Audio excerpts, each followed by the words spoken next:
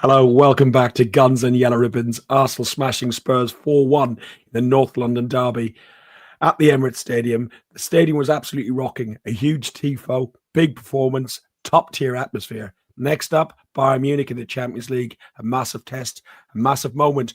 Enjoy the show. Trevor, I done it. Welcome to another podcast by Guns and Yellow Ribbons.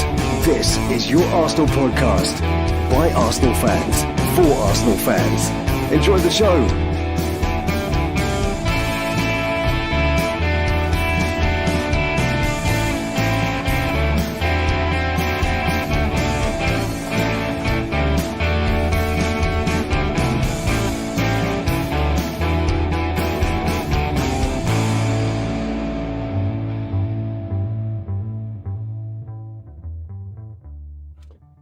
Good evening, everybody. Good evening, Trevor. I don't have much of a voice.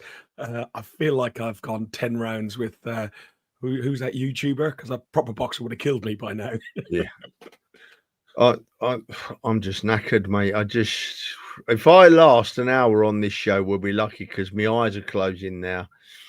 I had a big night. I've not had a big night like that for ages, Fergus, but yeah, it was worth it. We had a great time, didn't we? And what a day from start to finish, mate. Eh? It was an absolute brilliant day. I did put up on Twitter the sort of agenda. We're going to talk about the build up, the atmosphere, of course, that tifo, the performance on the pitch, the hat trick, and the reactions. And then we'll go into looking at the Bayern Munich game and maybe even touch on the Chelsea game, depending if you're still awake.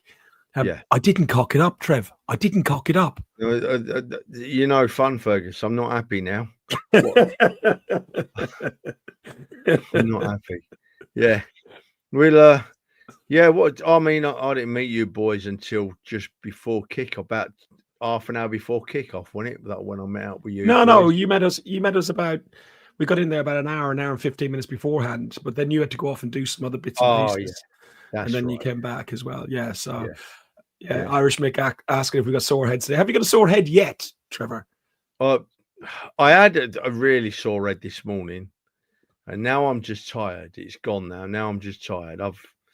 Mrs. has fed me and looked after me today. Got home all right on the train, and yeah. And did you check through your previously dialed calls last night at about 11:30? No, I have no recollection of my previously dialed calls from last night, so it doesn't count. I just dropped off to sleep, and because you're in one of my favorites, and my phone's on silent, and normally it was all do not disturb, it started going bouncing. I'm thinking, oh Christ, the mother-in-law's fall alarm has gone or something. So I wake up and I see Hilsey, and I answer the phone and I can hear you going, you can hear it crying out the light. Pissed out of your nut, absolutely pissed. Yeah. And I went, Hilsey, it's 11:30. Piss off. And I hung up. So, do you know what I can't understand though, right? I only had 2 pints and a few Jack Daniels. You know what I mean? That was all I had for you. Yeah, but 2 pints of what? Oh, I can't recall. It was the Emirates Stadium's finest cheap red wine. Yeah, well, it was cheaper to buy it by the pint, and it saved me keep going back to the bar. So yeah, and it was all right actually. It came out of a bottle, which really helped, So yeah, it was. It wasn't a bad drop of red wine at all. It was a very nice. And then you ended up going back to the Woodbine, and where's he gone? So he's cut himself off. He ended up going back to the Woodbine, then the King's Head. And I think then after the King's Head, you end up in the Blackstock, didn't you? Yeah, we had a bit of a wander around, yeah. And after the Blackstock, everything's a bit fuzzy. I think I got something to eat and then got a tube back to King's Cross to where I was staying. I'm pretty sure. Yeah, but I'm not 100%. Yeah. It's good reading in the chat, like everyone's having a good day. Trevor's likes to see we're still smiling from yesterday. Stefan from the North Bank podcast, he said he's got a voice like us as well. Guys, keep on buttoning what your thoughts of the day were. We're going to go through this and let's see how we go. So we went to the pub beforehand. You've done your bit of work. The atmosphere on the concourse beforehand was just. We asked people to turn up and we asked people to join in.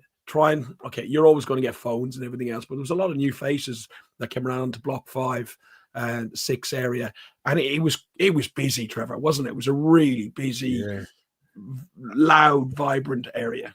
I thought it was absolutely rocking. From there weren't many people about their early doors when Dan first came through the turnstiles, but he came through the turnstiles like a raging bull and just started screaming and shouting his head off. And after that, I thought he was absolutely superb. It was so packed there, and everyone was happy and singing, and wonderful.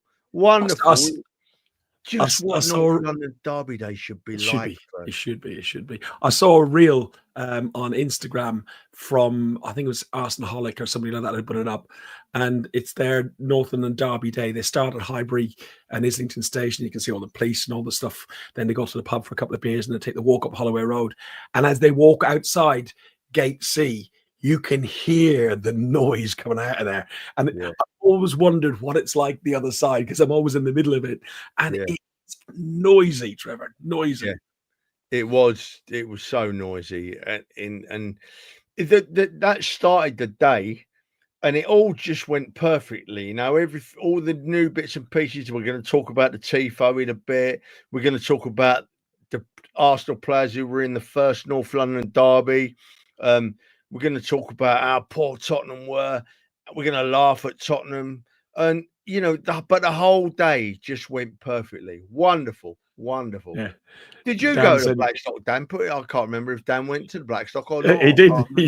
He went to the Blackstock. He's obviously feeling rough today. I sent him a text earlier, going, "How's the head?" I still haven't had a response, but that is a sign of life. We have a sign of life. This is the Dad Burton Army. This is all the boys that were on Block 5 making the noise, along with everybody else who joined in. And thanks very much for everyone who did join in and make it great with us. The only thing I'll say is, whoever started throwing beer in the air, you need to go around down to the clock end or something like that.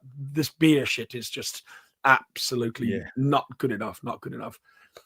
The one thing, the highlight that stood out for me on Block 5, and I asked you this morning, do you remember the cheer? And you went, what cheer?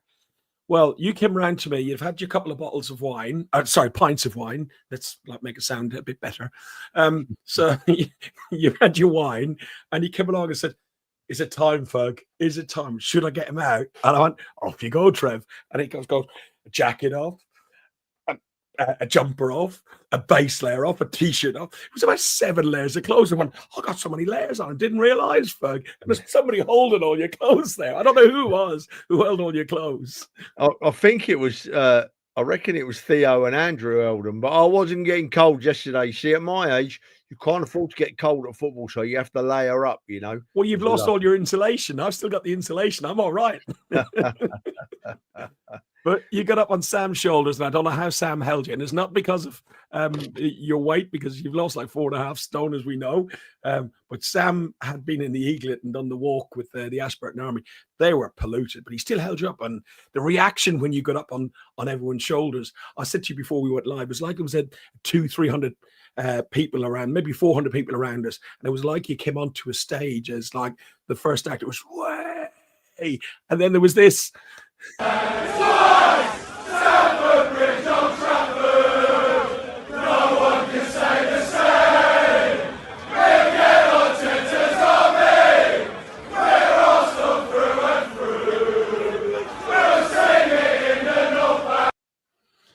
That's me there behind you. I tell you, I was behind you the whole time like that, with 2 guys behind me in case you went, because I could see Sam's legs. That was brilliant. Absolutely brilliant. Brilliant, yeah. I had fun. It was good. It was really good. The TIFO. We'll talk the TIFO now in a minute. So let's have a look at this TIFO up here. Absolutely brilliant. Look, we have to say well done to everybody involved. I know Dan, who's in the chat, was involved. And this is Dan pitchside with Raymond from Red Action. And there's many, many others who have been involved, fans and the club have listened. So we've got to take some credit to them about the TIFO. My only thing, and I did say it to Dan, that some people, let's do it the positive way first.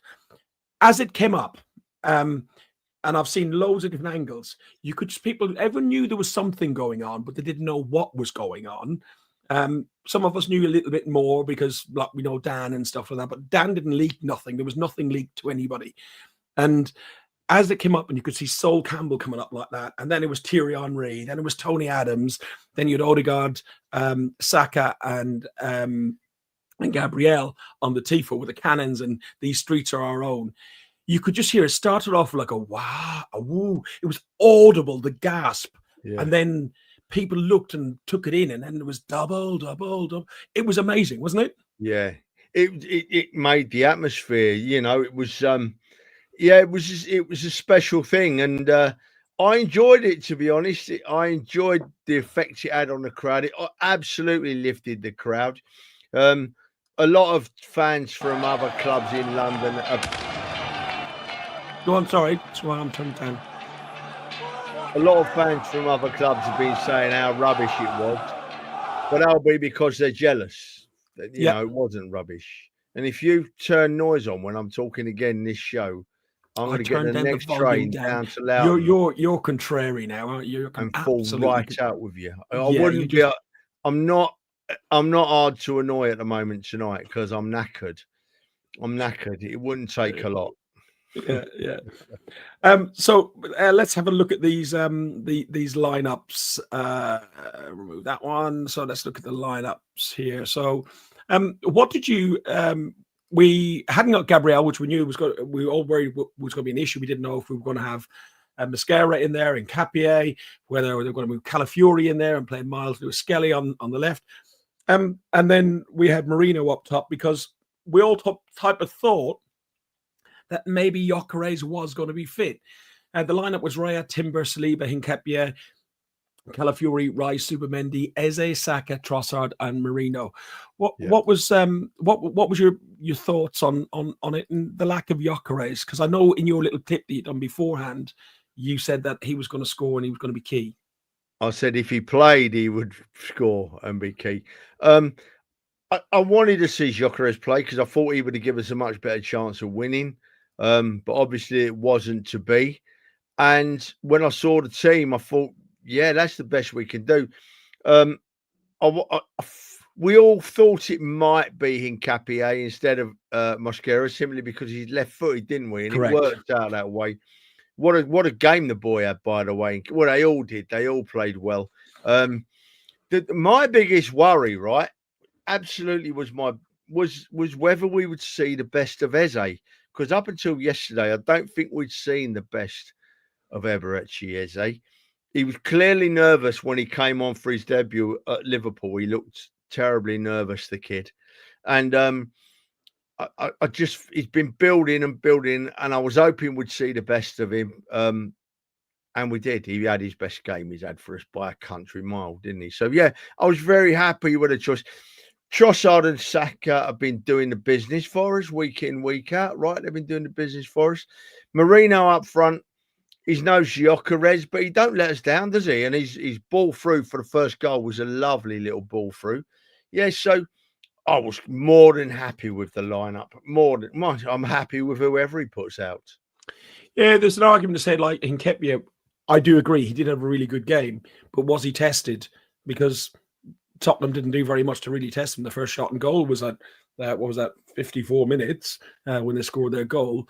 We were unlucky not to go ahead with 2 or 3 minutes in with Declan Rice in the opening minutes. Yeah. He caught that too well. Yeah, he did. He did.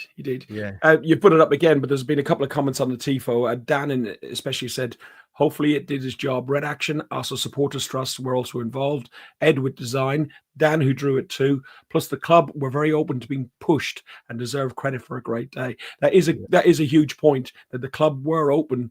Like, I know the fact of putting Sol Campbell on there was an issue, Trev, because they thought he might offend. But you know, it's North London derby. It's about shithousery, isn't it? Yeah, I don't think that Tottenham fans would. Well, Tottenham fans would have pretended they were offended, but the Tottenham fans were actually jealous because it was a wonderful bit of artwork, and it showed the history of Arsenal in the North London derby. You know, Sol Campbell, Thierry Henry, Tony Adams, all the people that have been brilliant in North London derbies. I know a lot of people, well, not a lot of people, a few people have said, oh, well, this player should have been on there, or that player should have been on there, or this player should have been on there. But come on, let's give them a break, eh? They've done really well with that first effort. And I know there are more to come, right? We know that, Ferg, don't we? So that's just the start, right? That's just the start. It massively lifted the ground before we sung North London Forever. And that North London Forever, Ferg, that's the loudest I've ever heard it by a mile. Wow. Yeah. It was truly humbling and to be there and experience that. The Arsenal fans doing what we do best. Getting behind our team, eh? Yeah, it was great. I've been, to be honest, all day. I've been doing work, but I'm then scrolling and looking at just everything. My timeline just full of everything to do with the atmosphere on there. Look, the first 15 minutes, maybe 30 minutes, we were camped in their box for 15 minutes. Yeah. We couldn't do very much in the very first 15 minutes. The Saka had a shot. One went over the bar and one at the keeper, but it took another 15 minutes or so. But in that first half hour, 35 minutes, Spurs came to town to a North London derby with the attitude of, let's park the bus and let's stick 5 at the back. Let's fall over at every opportunity. Let's try and play the ref, who, in my view, everyone was worried about Michael Oliver. I thought he had a great game. Yeah, he had a good game, yeah. But I thought it was just totally negative. If my team went to the Tottenham Stadium, or if we go to Chelsea next week, and go to an opponent like that in a game that means so much and park the bus like that, I'd be totally disappointed, fuming, disgusted. Do you know what? I think it was just, I looked at it as being Tottenham admitting that they were nowhere near as good as us. They weren't going to be able to play football against us and get anything out of the game. So they decided to try and defend from minute one. Vicario was wasting time. They weren't pressing. They didn't look like they wanted to create anything, and they got what they deserved. After the first 15 minutes, I was thinking to myself, if we don't win this game, we've been very unlucky, because you could see how it was going, you know. And it was a shame on Tottenham, really. Shame on Tottenham. They tried to spoil the spectacle. They tried to come there and get a draw and ended up getting what they deserved, a good beating. It took 35 minutes to break him down. Mikel Merino again was involved for the opener, but he took possession of the ball outside the area in a very central position, and he looked around and saw what was open to him, and he passed the ball to Trossard. And for me, when I saw Trossard, first of all, I thought he'd lost it and overplayed it, but he spun round and round and round, kept the ball.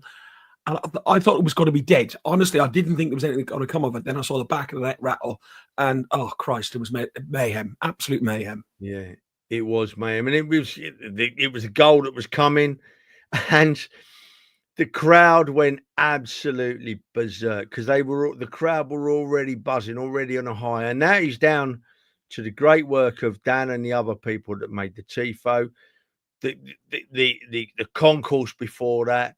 North London Forever being boomed around the ground, the crowd singing in harmony, all 60,000 or 50-odd thousand, all seemed to be singing in harmony. And that was the build up to the goal going in. And wow, yeah, it was just mayhem, absolute mayhem. I said to some of the other guys in the pub, may have even said it to you and anybody else who was talking about the game leading up to it, that I knew that Tottenham probably would go there defensively, just because that's how they've done their away tactics, and they've had good away form doing that. I knew that they'd probably park the bus, but I knew that we needed an early goal. I thought a goal in 15, maybe 20 minutes at a push. But because it went to 35 minutes, I think it was almost a relief, because you thought, like, if this goes to 0-0 at half time, it could be a very, very different game, Trevor. Yeah. Do you know what? No, if it had been 0-0 at half time, I still wouldn't have been bothered, mate, to be honest. I would have still been expecting us to go on and win the game. My first thought would have been, how have Tottenham got away with that? Because they're just not playing football, and they're not very good, you know. When they tried to play a bit, at half time, he substituted, brought a player on, pushed them up the field a bit more. So you're thinking, right, they're going to come on to us a bit. They weren't. They were awful, Ferg. And someone's put it in the comments, right? I can't find it now. Anyone that thinks that those two centre backs for Tottenham are anywhere near the quality of the 4 or 5 centre backs we can choose from at Arsenal, you're either sadly deluded or you're a Tottenham fan, right? Yeah. Because trust me, not in the same league, not even close. Not even close. We wouldn't want either of them players from Tottenham's central defence because they wouldn't be in the top 4 or 5 at our club. You know, there's that much of a class difference.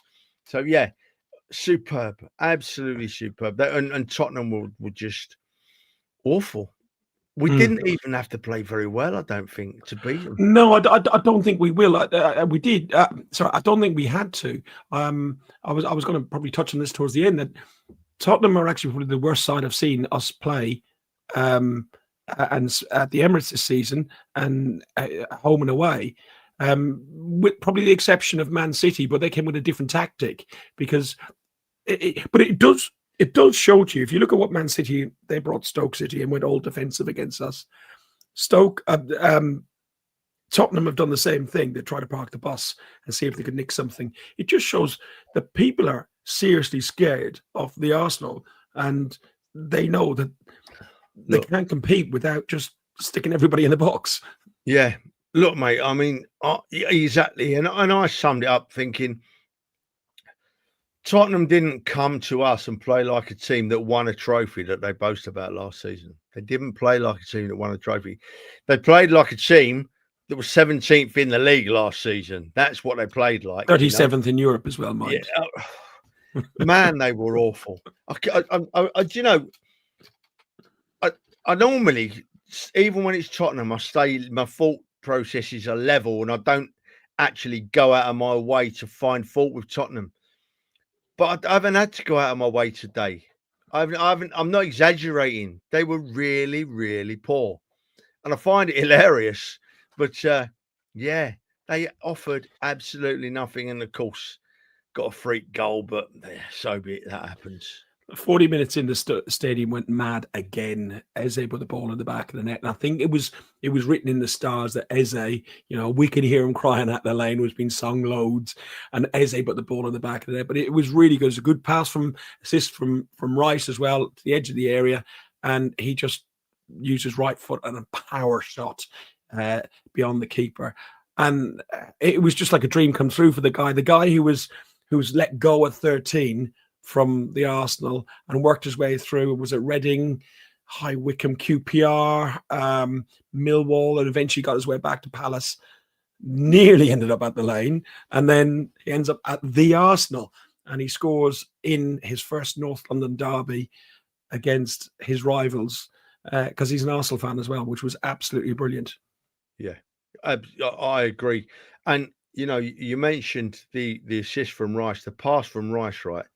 He had a split second and he spotted Eze in that bit of space and he pinged that ball to him, right to his feet and said, do what you do.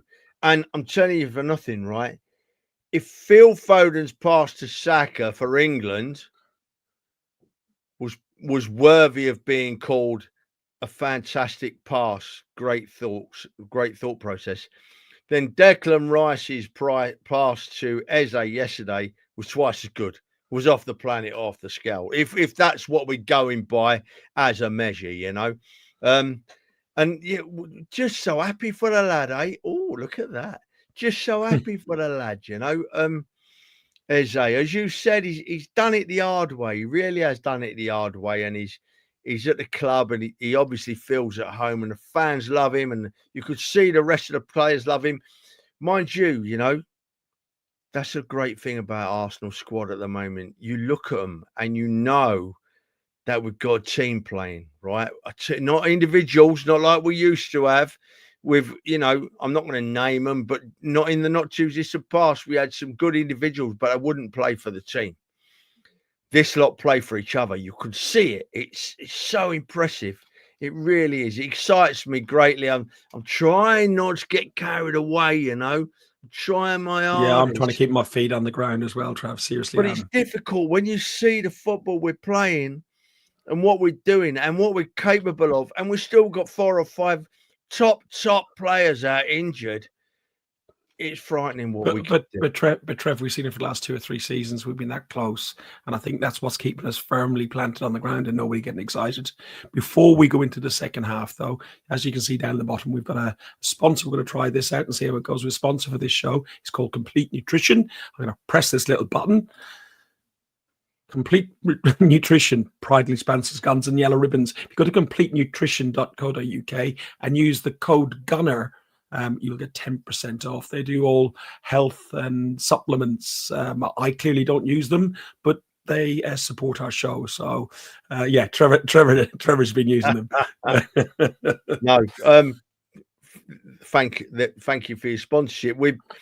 People have offered to sponsor us before, and Ferg's in charge. Ferg gives it some thought and turn them down because they want some things that can't offer them. But these lads at Complete Nutrition have come along and offered us to sponsor us, and they're a great bunch. So yeah, I think it's great, Ferg. Good on you, mate. Yeah, and we don't. It's not to try and interfere with the show. We carry on doing what we always do. We're an Arsenal fan by Arsenal fans for Arsenal fans. But if somebody wants to get their name out there and we can help them and they can help us, it's absolutely brilliant. Second half now, Trev. 46 minutes into the game. I think it was 35 seconds into the second half. He did it again, didn't he? He found space on the edge of the box from Urian Timber. He slipped him a pass to Eze. And he coolly found the bottom corner. It went mad. But some people are having a wee, some people are having a coffee, some people are having a beer. You know what it's like. How many people missed that goal? I know some people who did. I'm not going to name and shame. Yeah, I was in my seat, mate. I never leave my seat at half time. Now I don't bother anymore. Out there. But yeah, bang, straight at it again, wasn't it? And then you're thinking, well, that's game over now. That's it, done. But do you know Eze, right? Eze is like playing the role that I thought Emile Smith-Rowe would end up playing for the Arsenal. Emile Smith-Rowe used to do that really well when he was a young lad, coming through, find that bit of space on the edge of the box and either find a killer pass or score a goal, And I thought that Smith-Rowe was going to develop into that kind of player, but Eze's coming now, and I was watching it back today. I watched it on Match of the Day, then I watched most of the game back on live, the whole match, and he just came into his own. He came into his own, Eze. He was absolutely superb, perfect. And I tell you what else, very humble as well, Trev, wasn't he? Yeah, he is very humble. You keep freezing, and it's not very complimentary. The picture's freezing. Only goes for a second, and then it comes back. But yeah, what really excited me was it was a few of our players' first North London derby, right? And right from the off, you could see that them players knew. They knew it was different. They knew it was special. And once again, going back to the not too distant past, you got the feeling that the players didn't really care. Some of the players didn't care it was a North London derby. Didn't put in the effort us as fans would expect from them. Didn't seem to take it seriously enough. Whereas yesterday, you could, and once again, that's probably down to the Tifo, the crowd in the stands, North London forever booming. That's going to lift the players. And then Arteta will have been in their ear saying, this is a North London derby, this is the one. And right from the start, at it. Right from the start of the second half, at it. Those players, I'm so proud of each and every one of them. I was trying to think about, Ferg, a man of the match today. It's easy to give it to Eze. But you could make a case for Timber. Timber was superb again. What a player he is, Ferg. Yeah. You could make a place for most, Hincapi came in and was excellent. Saliba was his normal prime self. Calafiori. You know what? I can understand now why Arteta won't move him from left back into the centre, because his left back is his position now. It's absolutely superb, Declan Rice again. Lyle put up just now, dare we say Declan Rice is the best midfielder in the country. Damn bloody right we do. And he's probably one of the top 4 or 5 in the world. I'll put my neck on the line and say that. The kid is epic. Just just can't put a foot wrong. Just superb what he does. And then you got Zubimendi, right? And Zubimendi got tackled for the Tottenham goal. One or two people today were saying to me, I didn't see it back at the time, but they were saying it was a free kick, and I don't know. But what I liked about Zubimendi was straight on social media, apologising for making the mistake, saying it won't happen again, saying sorry to the fans. He understands the importance of the game. Wonderful, Zubimendi. Saka and the two wide players, Saka and Trossard, Trossard's confidence levels are off the scale. Some of the tricks he was doing yesterday, God, they made me smile, absolutely smile. And then, of course, you've got Marino, who does it for us every time he has to play up front. A couple of sublime balls yesterday to put people through. And then Eze. Choose your man of the match out of all of them for me. I'll agree with anyone you want to choose. Anyone you want to choose. Yeah, I just put that up because Stefan's going to go. He still unfortunately has to go, but keep up the good work on Block 5. Thanks to all. Block 5 is transformed thanks to all our work, but it's everybody been involved in it. Even the guys from that podcast, they stand there and sing along with us. Question on the Richarlison goal. It was the first shot on target for our first shot on goal for Spurs in that game. It's 54 minutes. But will many other teams try that? Because Raya, the way we play, and Raya almost, we've said it before, he plays as almost one of a sweeper keeper, centre half almost to a certain degree, and he does play quite a way off his line. Will other teams look at that and think we can try and chip him? Because to chip him, we've got to lose the ball. We've got to have a shock loss of the ball like we did yesterday. Zubimendi wasn't expected to lose the ball there. The Arsenal team, let's not name Zubimendi, let's say the Arsenal team wouldn't be expected to lose the ball there. Raya will be playing as he's been told to play. He will be obeying orders from the coaches. Push up, drop back, push up, drop back. And if I trust Arteta and I trust our coaches, if they're concerned about that, next week they'll say to Raya, okay, drop a bit deeper. Don't push up quite so far. I've got no problem with Raya. No problem at all with Raya. He's cost us a clean sheet, that knob. But apart from that, I've got no problem. Yeah, I must admit, I did want the clean sheet. When I was predicting the game, I think on Friday, I went, I think I'm going to go 2-0. I think we'll keep a clean sheet. And I actually thought we could score more. I did think we could score 3 or 4, but I really did want to keep that clean sheet. Listen, we have to talk about the whole theme of everything was the build up, the atmosphere, the tifo, the lineup, the performance. Now is the hat trick. 74 minutes. Eze gets his first North London. Eze gets the first ever Emirates era hat trick. He made balls up. I haven't. And he also has got the first hat trick since 1978, which was Alan Sunderland, the last one to get it in the North London derby for Arsenal.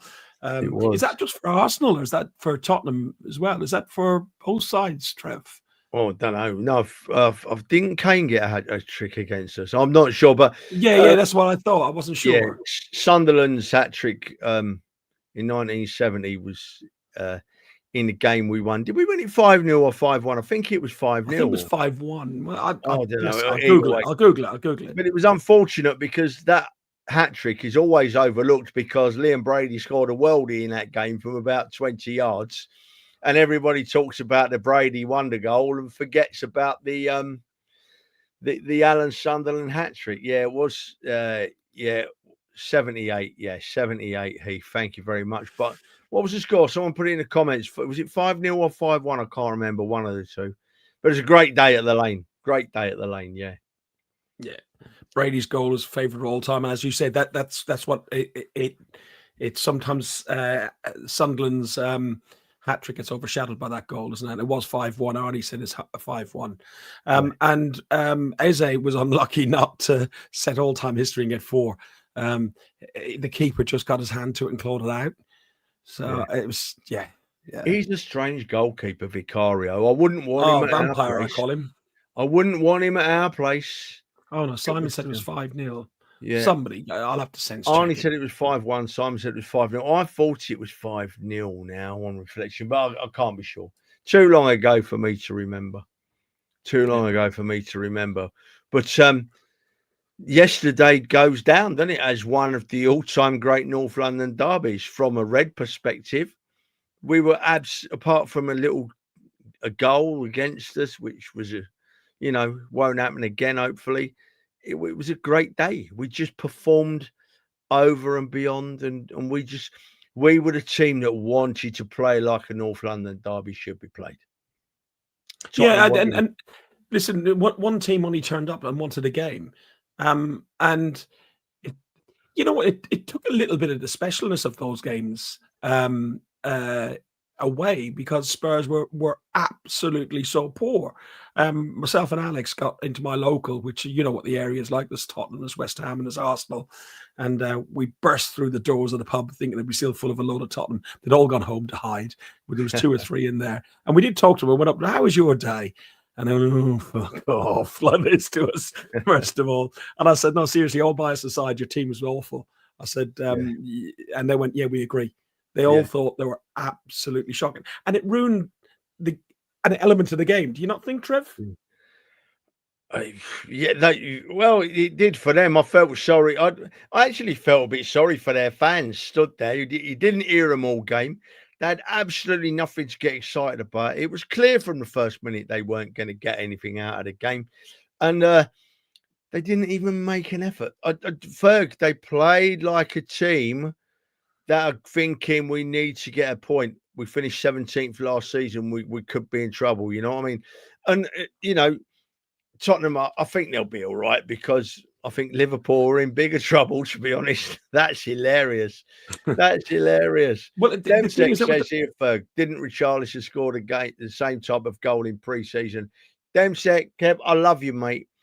But why would I want to watch a pre-season Tottenham game? You should be ashamed of yourself if you watch that, Demsek. You really should. It's I wouldn't watch a pre-season Tottenham game if they were playing in my back garden. I'd shut the curtains, to coin a phrase. So I wouldn't have a clue what Richarlison's done, and I don't care. Question for you, Trev. With Eze performing the way he has, okay, here's a few games where he was quieter before this, but with his performance, especially at the weekend, Odegaard made the bench. Odegaard's soon back into contention to start. Who starts in that 10 position, Odegaard or Eze? Where do they fit in? Who knows? Who knows? I'm just reading the comments. Bowler County scored against us. Sorry, Kev. Sorry, mate. I must have been having a wee or something when he scored that. That's awful. I feel awful now. How does he do it, Ferg? Answer: I've given that some thought myself, and I can't figure it out. The only thing that worries me is he moves Eze out wide to fit Odegaard in, and then we've got one of the wide players missing out, and is that really fair? So I don't know what he does.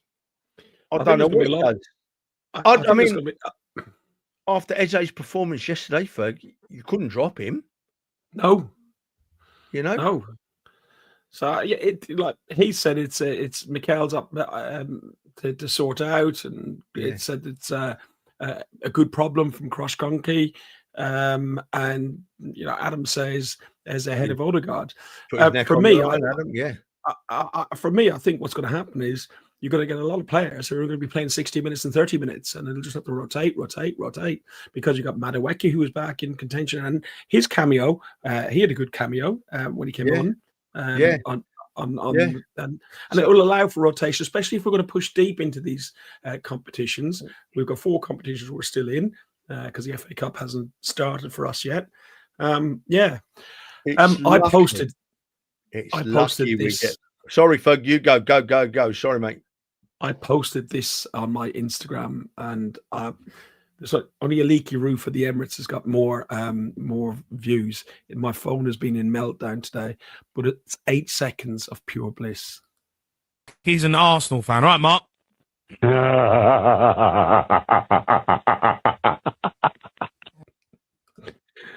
I just think 8 seconds are just so God, good, don't you think? God, I hate that bloke. Yeah, he gets what he deserves, doesn't he? He's an idiot and he gets treated like an idiot. He really does. He really Let's go to does. Mark. He's an Arsenal fan, right, Mark?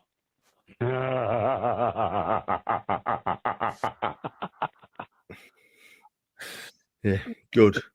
I've actually clipped the audio. We'll have the audio there forever. But I won't even click on him now. I don't like the thought of him getting any money out or getting any money out of me. But I've got to go back to this the Eze Odegaard thing. Well, it's not just Eze and Odegaard. It's lucky we get 5 substitutions, isn't it? Because for me, we've got Martinelli, we've got Saka, we've got Trossard, we've got Eze, we've got Nwaneri, we've got Dauman coming through. Have I forgotten any? Oh, and Madueke. That's about 7 players for 2 spots. Eddie, you mean Ethan Yeah. Nwaneri. So we are not just blessed with a few players. We're blessed with lots and lots of players that, and to be honest, it wouldn't matter what team he names. I would never be upset with the team he chooses now, It's just, yeah. Are we going on to next week's game yet, Ferg? Yeah, I'm not next week. Midweek's game. Yeah, I was going to go. It's back to the Emirates on Wednesday night. It's a top of the league clash because you got Bayern Munich and Arsenal. Both sides looking to extend their 100% record at the halfway stage. Bayern have won the last 4 of the last 5 games against Arsenal, scoring 18 goals in those 5 matches. It's a huge game for Arsenal because it's a side that we have struggled against. But I do feel that, following on from exactly what we've been talking about the squad depth, I do think we have got the depth in squad to do it. And we haven't had to exert ourselves too badly on Sunday. No, of course we haven't. No, we had a stroll in the park yesterday. Ferg, firstly, mate, I can't go on Wednesday. I won't be there. I've got some important stuff come up and I can't put it off. And I would have had to either miss Tottenham, Chelsea or Bayern. So I chose to miss Bayern because obviously I want to be at Chelsea next week and I've got to get this stuff done. So I won't be there on Wednesday. But, wow, Bayern, as Demsek rightly says there, it's possibly, likely even, the best 2 teams in Europe playing each other. I'm so pleased we've won our first 4 games in Europe, right? Because that moves the goalposts for this game a bit, A draw won't be the end of the world. I don't want us to lose. We've lost 1 game all season. We don't want to lose another one. But I'll take a draw all day long. And if we get a win, then it's a well-deserved win against Bayern. And you're right, mate. We have struggled against Bayern. I mean, the semi-final we played them in a quarter-final with the Champions League we played them in a couple of seasons ago. Yeah, and not last season, the season before. Yeah. They played well in them games, and we owe them. We owe Bayern Munich badly. I mean, you could be looking at the 2-1, Stephen. Did we go 2 up at home? Did we go 2 up at home and then it was 2-2 and then they got the 1-0 and they went it was 3-2 and they got a 1-0. So I could vaguely remember. You know what I'm like, Jesus. Yeah. I can't remember what the scores were. I know we lost 1-0 over there. I'm thinking that was the 1 goal. I think it might have been 1-1 at home off the top of my head. No, there was a 1-0 and a 3-2. There were 1-0 and a 3-2. Did we lose both games? I thought we drew 1 and lost at their place. Someone out there help us, please. Someone out there help us. There was a comment on there about the curse of Harry Kane. Harry Kane returns. He spent years at the Arsenal Academy, aged 8. In 2001, 2002, he scored 15 goals and 21 appearances against Arsenal for Bayern and Tottenham. He's a record scorer in the North London derbies in his 19 appearances. He's had 14 goals and 3 assists, most of them from the penalty spot, I expect, because he'll be on his arse because he's dived. But he still knows how to play against the Arsenal, and he knows how to play against a Premier League side. Yeah, mate, I don't need to dislike. I mean, I'm not keen on Harry Kane, then, never will be. But I don't need to dislike him like I used to, because he don't play for Tottenham anymore. He's doing it. Man, he's on fire for Bayern this year, which is quite worrying. But as I say, I don't care about Kane, because when you look at our game, look at our squad, we've just been talking about for the last half an hour, plenty good enough to get something out of the game. Plenty good enough. The only trouble is in Europe, right? Ever since I can remember, most seasons or a lot of seasons, we've found our way of shooting ourselves in the foot, We've not turned up and played very well, or we've given a silly goal away and we've gone out of Europe. This year, I need it to be different. People know I want us to win the Champions League desperately, but I also want us to win the Premier League desperately now. And the reason, I was talking about this to someone yesterday before the game, Ferg. I feel for our younger fans, right? Any fan that's under the age of about 25, 26, 27 can't remember us winning the league. It's been that long now. It's been 21 years. That's the longest we've gone since we first won it in 1931, right? That's the longest we've gone without winning it, and that's too long for a great club like the Arsenal. So yeah, I'd take either of them. I'd take both of them. Something inside of me is saying we're gonna win something this season, major. I've had that feeling nearly every season because I'm an Arsenal fan, but this season just feels a bit different, Ferg. Yeah, I know. Just feels like we've got it right, Oh my Lord! It was 2-2 at home and 1-0 away, so 3-2 was the aggregate score. So You know what, I though? told you then. How good was? Yeah, exactly. You're right again, Trevor. Yeah, well done. You know what would be wonderful? 20 years in the Emirates Stadium next August. And Yeah. what about starting the season with the Premier League and the Champions League trophies on display? Yeah. That would be one way to nod to Arsene Wenger and everybody who done what they did to move us in there, and build on what Arteta has done over the last 5 years, 6 years. That is what's missing from the stadium, Ferg. A major trophy has not come to the Emirates, and I think that when one does come, you'll find it feels like a different place, because we've won things in that stadium. It's a shame we didn't win the Champions League in 2006, because we'd have had it there on there with it. Yes. So yeah, it desperately we need to win something in that. We've won the FA Cup, I know, but I'm talking about the league or the Champions League. Get one of them in the Emirates, and for me, it's going to feel different again. Although it does feel like home now. It is home. We've got to accept that. Yeah. Listen, post-COVID, that stadium has changed. Yeah.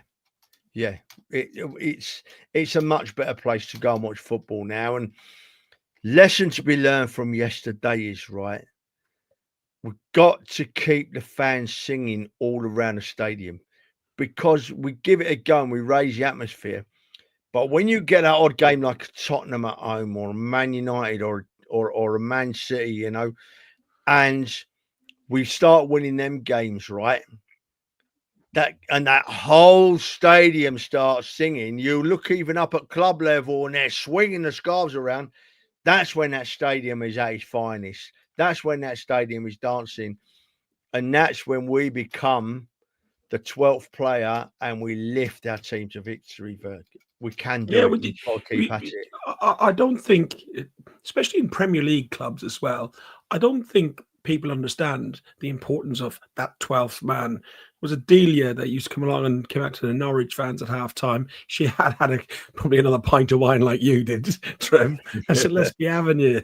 But it does make a difference. We do raise them. You could see, I've seen some of the videos today as the team come out, Saka looks, and you can see the tifo going up, and they look, and there's a couple before they're lining up, and they're pointing and looking, they're waving to the families in the boxes as well. Yeah. But they notice, and it does make a huge difference.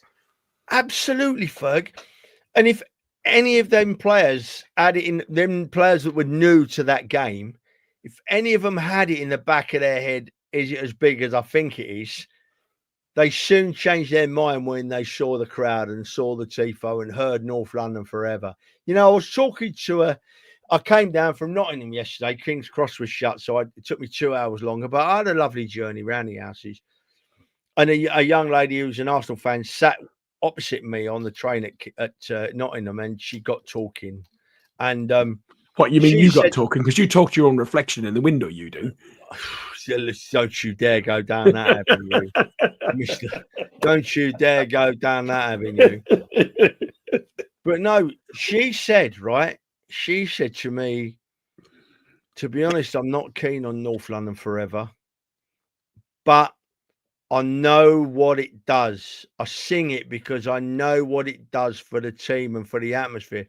And I said to her, not everyone can like something, you know, we're all different. It's not a problem not liking it, but the fact that you still sing it, raise the noise, is all that matters, because you know what good it's doing. And we need to have all 60,000 singing it, because, wow, doesn't it sound good?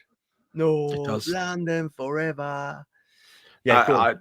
I just think it's wonderful. Listen, Arsenal have kept 11 clean sheets in the last 15 group stage league phase games.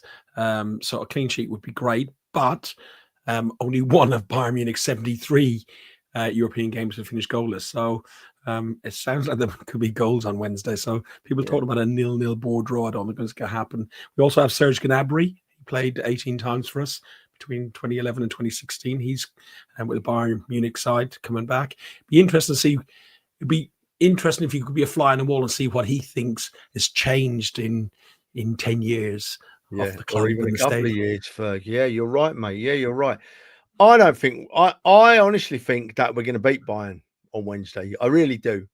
1 or 2-0, and we'll keep a clean sheet, and we'll be all right. We'll be okay. I'm not worried about any game we play. Haven't we said this a lot this season? But it's still refreshing to keep saying it, right? Yeah. I don't worry about any game. You know, I used to go to away games thinking, I'm going. You worried about Chelsea on Sunday? No, not at all. Chelsea are a team that are very up and very down. And if they're at their best, they'll give us a game. I'm sure they'll give us a game. But the little bit of Chelsea I've seen, I'm thinking, you're not going to beat us. You're not going to beat us. No chance. And how do you think they'll play against us? Do you think, as you said, they give us a game, but will they do whatever everybody else seems to be doing, and they'll bring Jose Mourinho's bus in back from the car park and park it? No, I think they'll have honestly looked at that game yesterday and look at the beating Tottenham took and try and play football against us. They're at home. They'll try and play football against us. And I think if both teams play to their best, right, we'll see a wonderful game, but we'll win it. We'll win it. And you see, Cross Jonkey's saying there, Chelsea will low block, right? My view of the low block changed during the Sunderland game. In that, as soon as Sunderland scored, they went into a low block when we played up there the other week. And we came out for the second half, and Sunderland immediately dropped 10 players behind the ball, playing deep. And whereas in the past, that would have flummoxed us. We didn't know how to beat that down. We'd have played the ball all around it, keep ball all around it, but we wouldn't have got through it. We scored 2 goals against it as Sunderland. And that's eased my concerns a bit. And then watching Eze yesterday find space on the edge of the penalty area has made me even more confident. I think we've changed since then. The low block doesn't concern me as much as it did.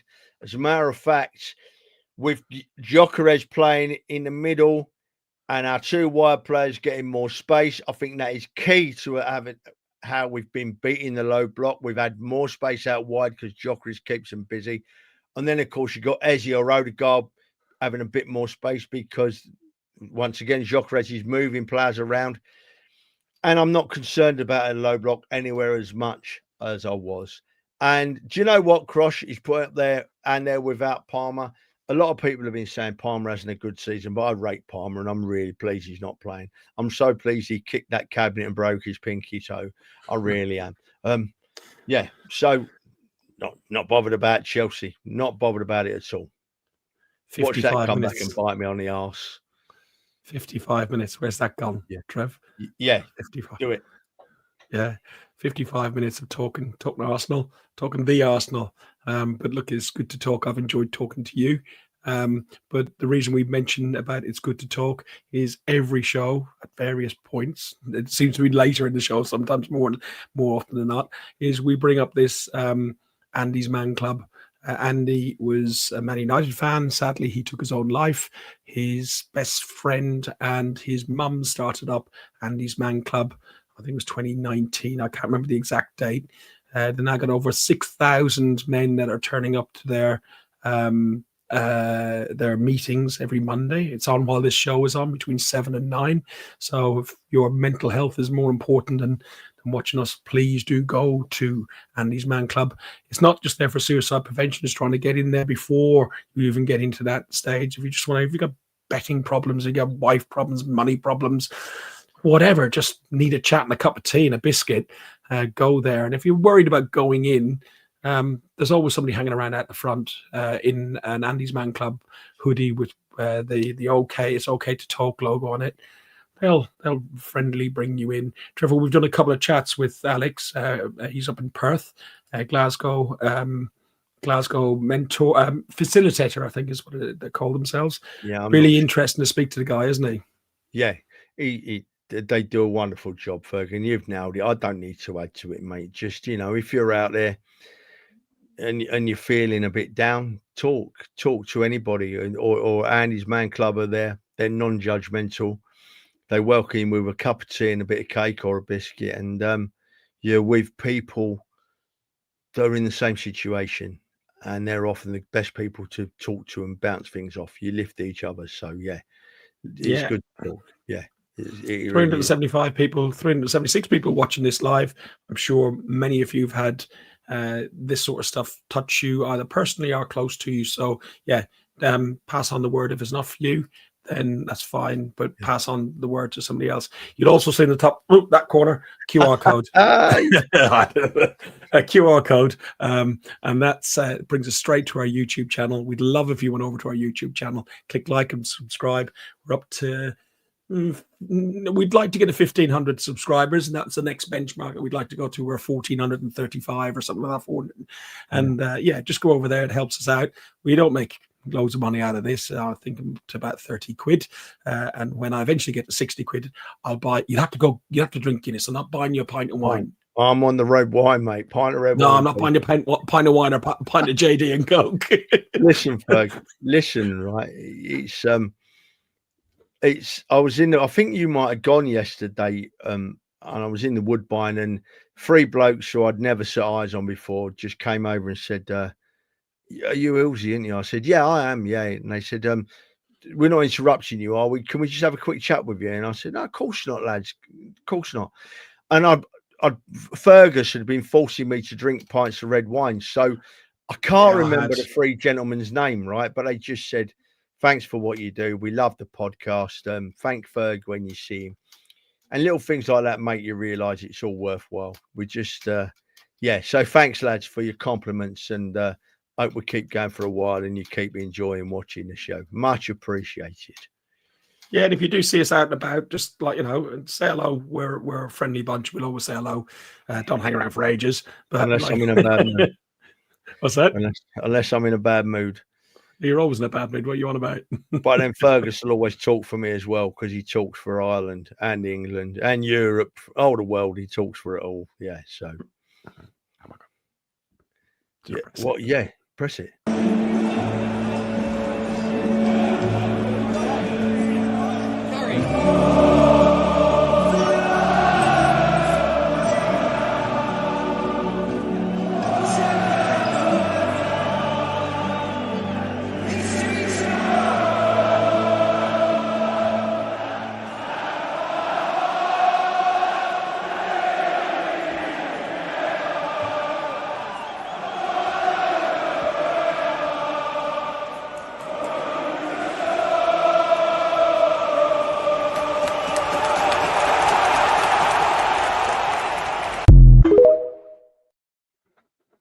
Trev, before we go, there was a couple of things that were put in. I started in the thing Simon asked, which is the bigger game, Bayern and Chelsea. I think I agree with Simon and saying Chelsea. Would you agree that Chelsea is more important? I couldn't split them, Ferg. I want to win both them trophies, so I couldn't. I know. Looking at the most important one to win, just for the points perspective of what we get, Chelsea. Yeah, let's build a lead in the league. But yeah, I'm dead set on going far into the Champions League. I really am. So yeah, I'm going to sit on the fence for that. Sorry, Simon, mate. Sorry, son, but I'm not going to commit. And there's one interesting one that Danny put on X. He said, and he thought of doing some merch. I'd love a T-shirt.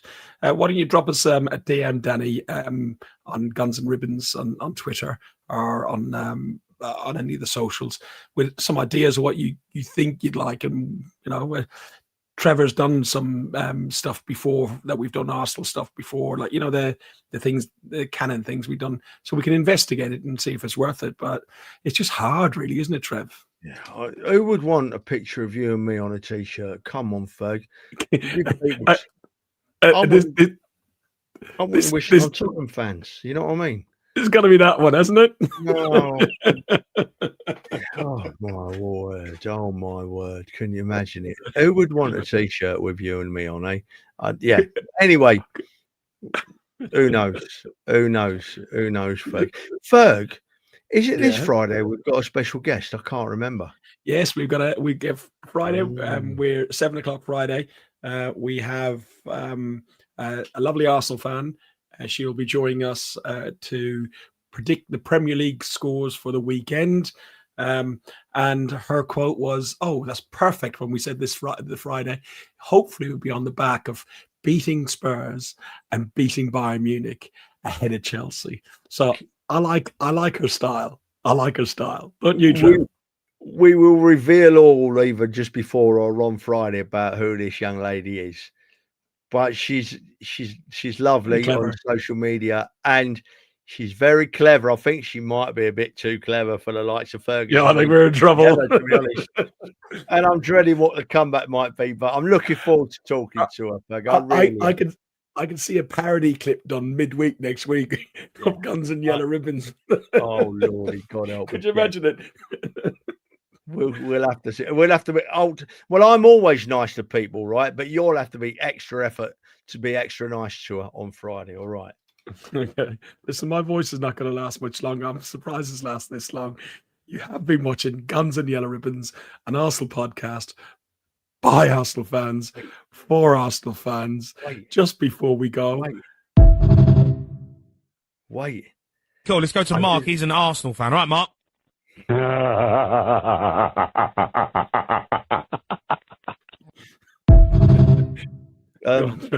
No, I only wanted to butt in because them sex had a guess. Who knows who it's going to be, eh? Who knows who it's going to be, my friend? And I just wanted to butt in because I want you to do the closing bit all over again with no voice. I think it's hilarious. Oh dear, I'll tell you what we should do. No, I won't do it. Right. You have been watching Guns and Yellow Ribbons, an Arsenal podcast by Arsenal fans for Arsenal fans. Hope you've enjoyed the show. I've thoroughly enjoyed it. I need to go get some Limsip or Stella, whichever works closer. Oh, I've got Stella closer to hand. Up the Arsenal. Fox Spurs. Thanks for listening to Guns and Yellow Ribbons, an Arsenal podcast by Arsenal fans for Arsenal fans. Follow us on Facebook at Guns and Yellow Ribbons or Twitter at Guns and Ribbons. And remember to rate and review us too. Up the Arsenal.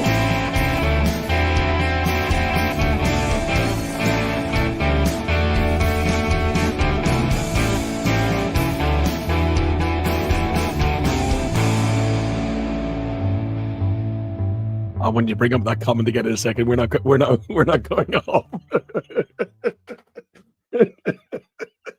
Is it body blue? You've done me. I'm done.